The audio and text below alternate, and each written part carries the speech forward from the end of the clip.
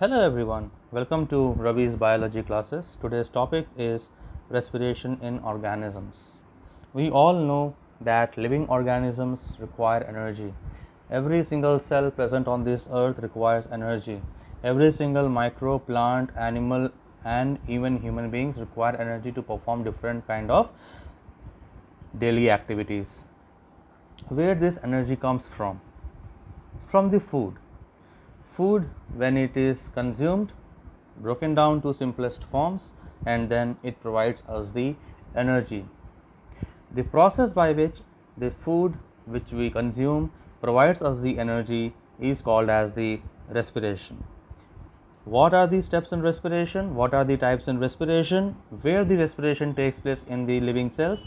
We will understand about this all things in this particular video. Respiration is a process by which living organisms produce their food. This process takes place by the oxidation of the food. The food that we use or the living cells use is the glucose. Where this glucose came from? The glucose came from the carbohydrates that we have taken as our food. Carbohydrates break down into the simplest form, that is glucose. Also, the proteins are there, fats are there, they also break down to their respective simplest forms.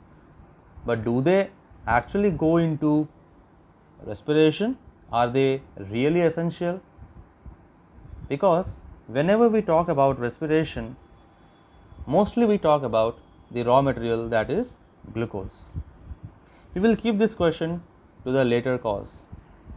The energy that is produced by the respiration is produced in the form of ATP. Now, what is ATP? ATP is adenosine triphosphate. We will talk about this in a short while. Why energy is important? Energy is important for the survival of the living organisms. Energy is required for carrying out all the physical and physiological activities. So, in a nutshell, we can say that it is highly important for the survival of the living organisms. The energy that is produced during respiration, it is utilized for performing various types of physical and physiological activities. Just like the muscle contraction, they require lot of ATP. They require lot of energy. Energy is provided through ATP. A seed which is sown in the soil, it germinates. The process of germination requires ATP. Cell division, which helps in proliferation of the cells, formation of new cells, and as you know that either it can be taking place through mitosis or meiosis. Both the processes requires ATP. Energy is required, so ATP will be utilized. Any kind of chemical changes taking place inside these cells, any kind of biochemical changes taking place inside these cells, they also require energy, and that energy is derived out of ATP.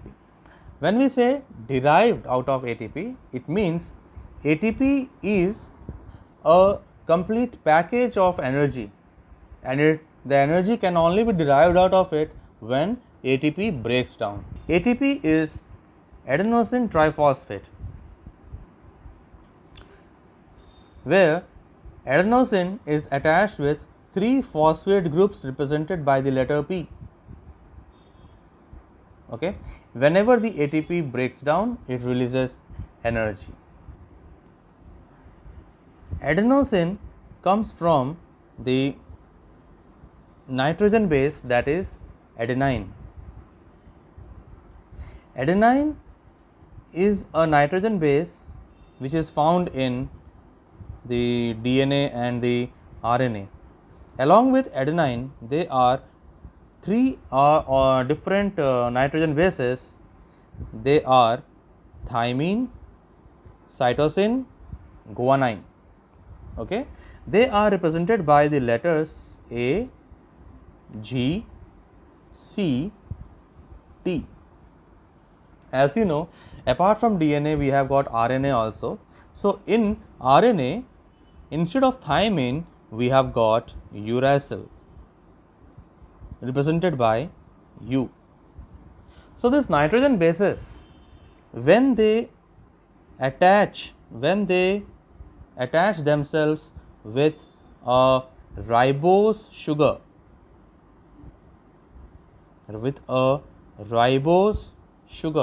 okay, it is a 5 carbon sugar, okay, they form a component that is called as nucleoside.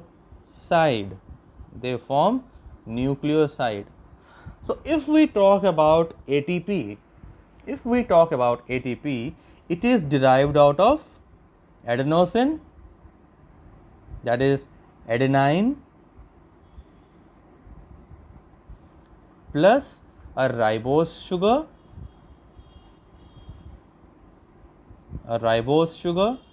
and these are attached with 3 phosphate groups.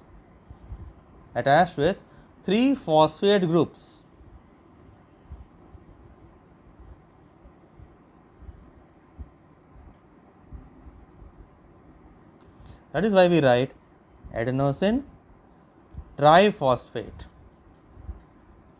Whenever the ATP has to derive or extract energy out of ATP has to be broken down, and in the process what happens? Adenosine diphosphate is formed like this. Diphosphate is formed and it releases the inorganic phosphate component. That is, inorganic phosphate component is released. So in this manner what happens? The ADP which is formed here, this is adenosine diphosphate. The ADP which is formed, it is actually the energy provider. Energy content is there in the ATP. It is the energy currency of the cell. But whenever energy has to be provided, ATP has to break down, and ADP and inorganic phosphate is released out. It is given out. Again, this inorganic phosphate reacts or joins with the ADP, that is adenosine diphosphate, and it regenerates the adenosine triphosphate. Means what? This is an enzyme derived process, enzyme carried out process, and here an enzyme is acting, that is called as ATPase. ATPase enzyme is acting upon it. So what we have understood about ATP? ATP is adenosine triphosphate. Adenine, guanine, cytosine, thymine are the nitrogen base pairs. These are nitrogen bases. They are nitrogen bases which are present in DNA and RNA, which are the backbone of DNA and RNA. And whenever the nitrogen bases they join with ribose sugar, they form nucleoside.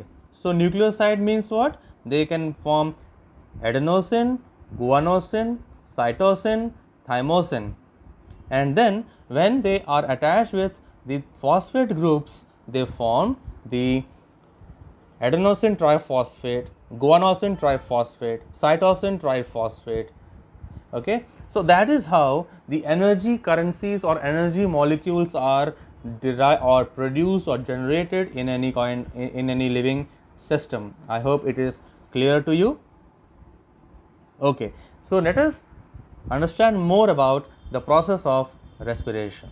Respiration is of two types.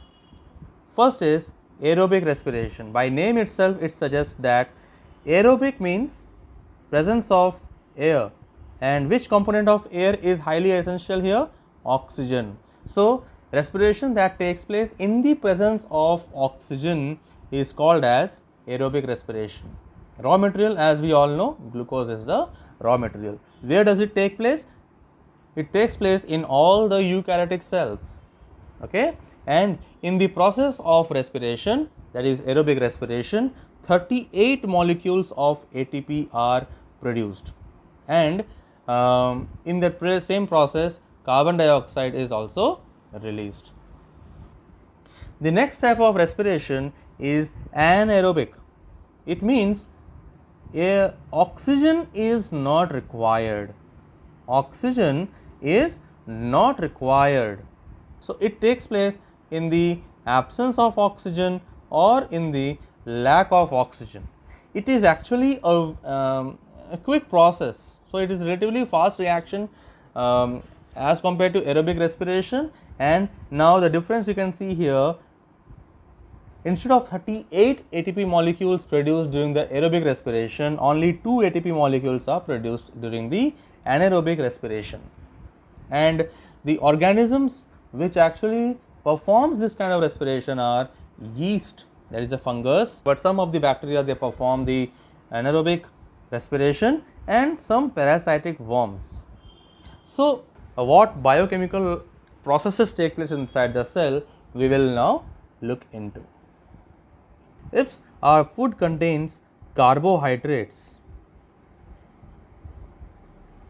the carbohydrates will be broken down into glucose, that we all know, right? So, glucose is what? Glucose is a 6 carbon compound, C6H12O6. Now, glucose, it goes into where? It is carried out, it is carried through the bloodstream, and it goes till the tissues. In the tissues, it is further transported down to the cells. This is what we know. Cells contain, if we talk about our own respiration process, we are concerned with two major components of the cells: the cytoplasmic content, that is fluid part, and the cell organelle, that is mitochondria. We are concerned about these two major components of the cells. Now, we will see what happens in this aerobic respiration under these two components of the cell. The glucose that has come transported through the bloodstream, it can go into the cell and it is transported till the cytoplasm. And I have told you that glucose is a 6 carbon compound whose molecular formula is C6H12O6. Okay. At the same time, we also know that oxygen also comes along with it. Oxygen is also carried by the blood. Okay. So, oxygen, that is atmospheric air, it is carried through the bloodstream, and it also enters into the cytoplasm. It also enters into the cell, into the cytoplasm. Now, the molecular oxygen which is present, it does not stay till the cytoplasm, but it actually moves across to mitochondria. It moves across to mitochondria, or it can be utilized by other components of the cell, other molecules of the cell, and it will be easily transportable. But what about glucose? It is a 6 carbon compound, it is a huge molecule for the cell, it cannot go till mitochondria. It is a huge component. So, this glucose, it stays in the cytoplasm only. To get transported into the mitochondria, it has to be broken down, it has to be in a smaller size. Why I am stressing upon the mitochondrial entry? Because respiration can only take place in the mitochondria, not in any other cell organelle. Okay. So, now the glucose, which is a 6 carbon compound, what happens to this? It is actually broken down to a 3 carbon compound, that is called as pyruvic acid. It is a 3 carbon compound, and this process by which it takes place is called as glycolysis. So, to utilize the glucose that we have consumed, cell has to break it down, and the process is called as glycolysis. Where it takes place? it takes place in the cytoplasm. Also, it is to be taken note that this process of glycolysis, it actually takes place in the absence of oxygen. There is no oxygen present in the cytoplasm because oxygen has already moved into the mitochondria. So, the availability of oxygen for the breaking down of glucose is not there. So, glucose breaks down in the absence of oxygen and into the pyruvic acid. So, this process is called as glycolysis, and it is a very essential process in the respiration. Now, the pyruvic acid, being a 3-carbon compound, can easily move into the mitochondria. So, here 3-carbon compound pyruvic acid, how many molecules are formed? 2 molecules are formed. Now, they can easily enter into the mitochondria to carry out the further process of respiration. So, what we have seen, the first step of the respiration takes place in cytoplasm, and where the glucose is broken down to pyruvic acid. Now, the pyruvic acid, which is formed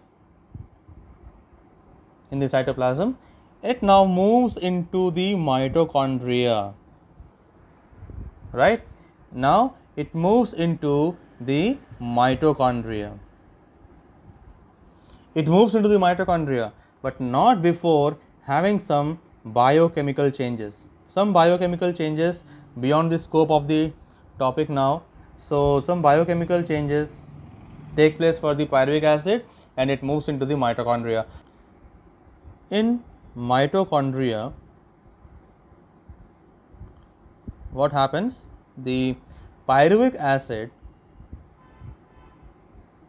which is a 3-carbon compound, it is a small compound, relatively lesser than this glucose, which is actually a 6-carbon compound. Pyruvic acid, it is finally broken down to produce carbon dioxide, some water molecules are released, and a huge amount of energy, that is ATP, is released. So, the process of by which the pyruvic acid it is converted into ATP is called as Krebs cycle. It is also a cyclic and regenerative process, biochemical reaction that takes place. So, what we have seen, that aerobic respiration gets completed in 2 steps and at 2 sites. First of all, in cytoplasm and then in mitochondria. In the cytoplasm, glucose is broken down to pyruvic acid, a 6-carbon compound is formed into a 3-carbon compound, and in mitochondria, this 3-carbon compound, that is pyruvic acid, is broken down into producing carbon dioxide, water, and ATP. And how many molecules of ATP are produced in total? There are 38 molecules of ATP.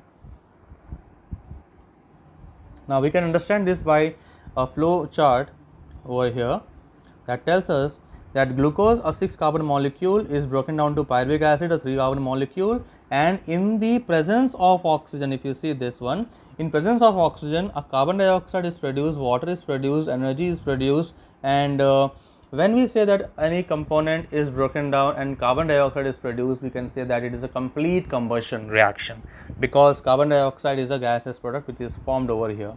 Next will be when the glucose is broken down in the absence of oxygen, right? In the absence of oxygen, what we see here, look at here, the product formed is ethanol. The major product which is formed over here is ethanol, though energy is also produced, but ethanol is the product. And ethanol is what? Ethanol, it is an alcohol.